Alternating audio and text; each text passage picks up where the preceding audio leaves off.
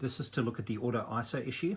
So what I'm trying to show here is what occurs when the default setting on the XT2 and XH1, it has the exposure lock connected to the shutter, and there's a bit of problems with having that on, but the challenge is more so what happens when you switch it off. So as an example, if I just lock focus here, you can see the shutter has come down to, the ISO has come down to 250.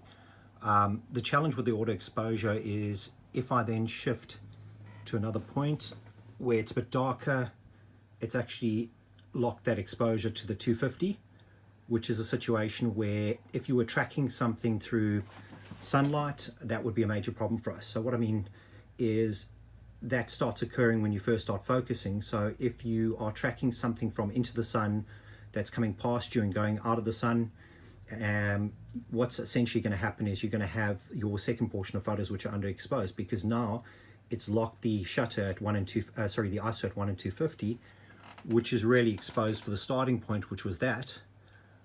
But when we move to a different point, it's now underexposed.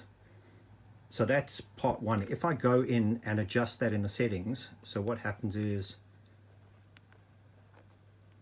we go into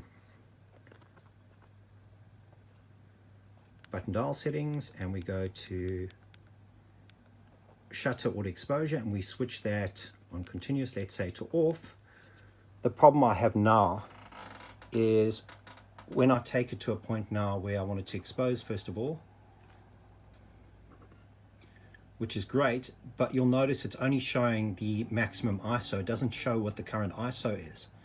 So the only way for me to establish that is by actually previewing the photo. So if I take the photo, well, it still doesn't show it to me, and I've actually got to view the photo to see what the actual ISO settings were, which I'm not quite sure why Fujifilm has done this, but to me it's a bit impractical actually looking at the maximum, because I know what the maximum is. It's more likely that you're going to have set the maximum.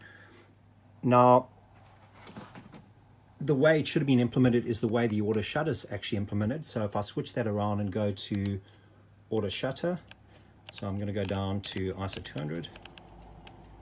One of the things you'll notice is that this constantly changes without pushing the button. I'm actually not pushing the button at all. So if you see I'm moving it around, you'll see the shutter's actually changing the whole time. So if I go into there, you can see the shutters drop down to 1 in 30. If I go back to the original starting point, the shutter's 1 in 2500, and I haven't had to push the button in order to do that. So that's how it should have been implemented, but I'm just confused as to why auto ISO is set up that way where it only shows the maximum. It just seems a bit impractical to me.